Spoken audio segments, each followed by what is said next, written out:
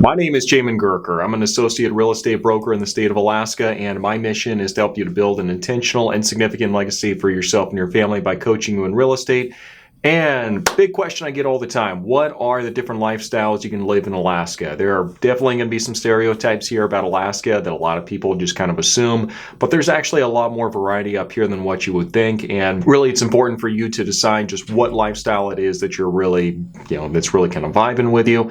So we'll jump into all of that in just a minute. Before we get started, give this video a like, subscribe, do all the good stuff, and let's go and jump into today's topic. Now, the first lifestyle that really we're going to start off with is going to be the urban lifestyle. And obviously, you're probably going to be living more in Anchorage for this one. This is a possibility. It's not really the reason a lot of people decide to move to Alaska because, our urbanization sprawl is really not what we're known for. But you do get that with Anchorage, where you do have the conveniences, you do have live shows, you do have, stores and a bunch of other stuff there. So you do get a little bit of that urbanization there. It's definitely not the main reason that most people decide to move to Alaska. If kind of that metropolitan feel is what you're going for, probably going to be better served looking at, the Nashvilles, the DFWs, the Miamis, other places like that actually have a little bit more of a metropolitan feel to it. But yes, it is there. Now, the second type of living you can do in Alaska, kind of a different lifestyle, is going to be more of the rural living. Now, this is different than homesteading or off-grid living. I'll explain why in a minute, but if you're into more of the rural setting, what you're looking for, it's kind of a smaller community. You're looking for something where it's a little bit more close-knit over there, and it's going to be a much slower pace of life there. You're not going to have nearly as many conveniences, but also supposedly you're also not going to have nearly as many disruptions, I guess, in your daily life. It's going to be a lot more peaceful, and for some people that's really appealing. Now, one thing I would strongly really want to emphasize right here for you is that a lot of people think, okay, smaller rural community, okay, great, this is good because I'm definitely not a people person. Well, pump the brakes a little bit. You need to have some level of people skills here. Okay, this isn't completely off-grid living.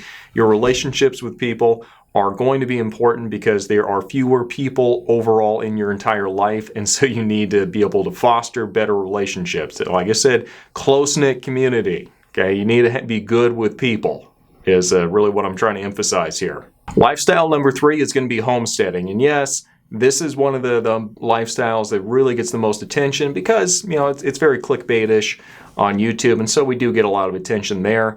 Homesteading, for those of you who don't know, you're very self-sufficient. You're kind of living off the land for the most part, and, for a lot of people, that's very appealing. It's mostly your interactions are going to be condensed mostly to the people inside your immediate family, and for a lot of people, that's really appealing, and it's a very simple kind of a life, but you have to understand, though, some medical something happens, like your whole life is going to be turned upside down for a little bit, and it's just going to be more challenging of a lifestyle than a lot of people give it credit for. I've seen a lot of people that just like following it because it looks interesting. People who do decide to kind of jump into it, they find out, hey, this whole thing's really not as simple as it was initially pitched. So just know that, yes, you can do the homesteading thing. It's not as popular as what it's been in previous years.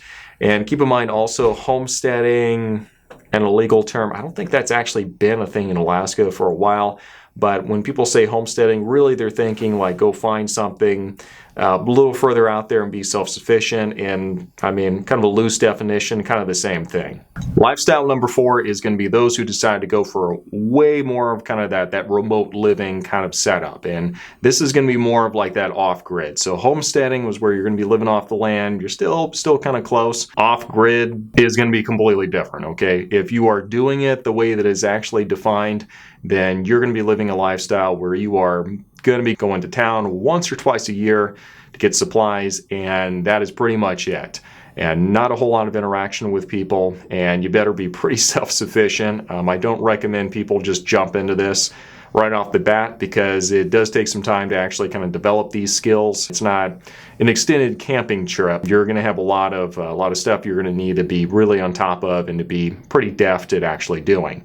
So if that's something that you're wanting to do, this channel is really not designed, I think, to help you too much in that area.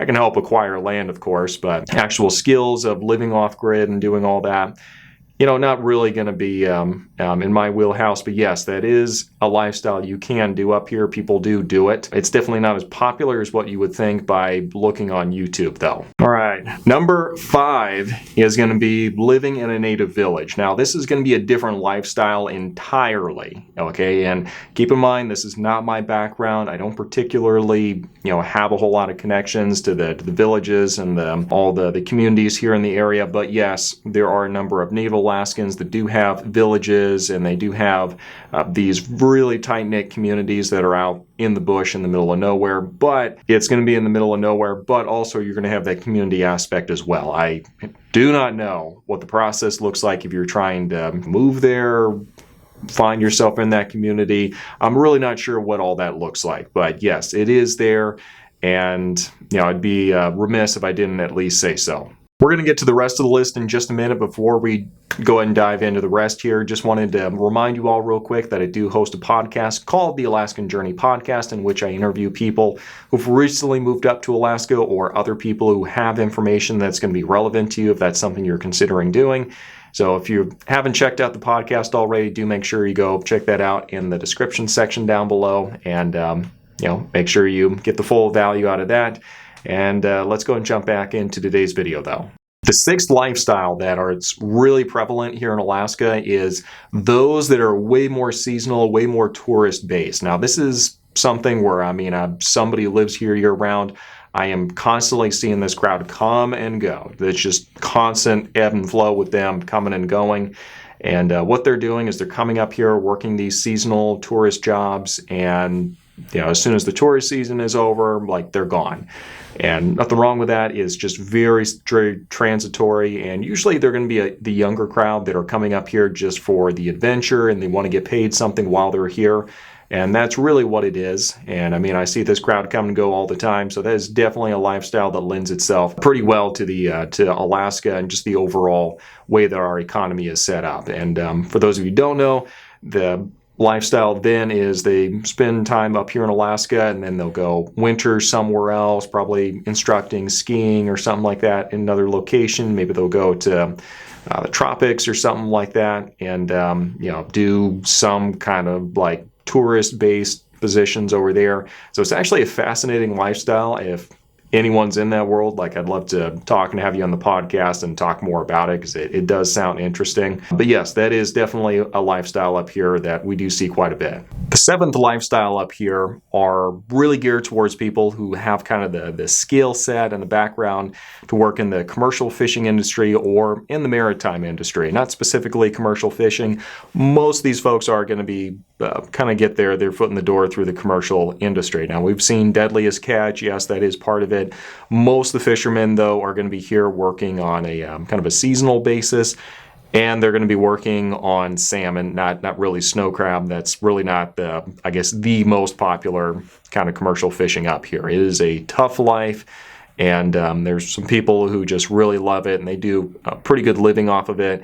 But you're going to be working nonstop during the summer months. And then during the downtime, you're going to be probably repairing the boat and doing a whole lot of other mechanical stuff. It's a challenging life. It does look pretty rewarding, is my impression from talking with people about it. So, might give it a shot. Now, the 8th lifestyle up here are for those of you who want to go into more of the snowbirding. Now, for those of you who aren't aware, snowbirding is where you live in Alaska during the summer times, during the really nice months, and then you just punch your ticket and get out of here before the winter months get here, and you go live somewhere else.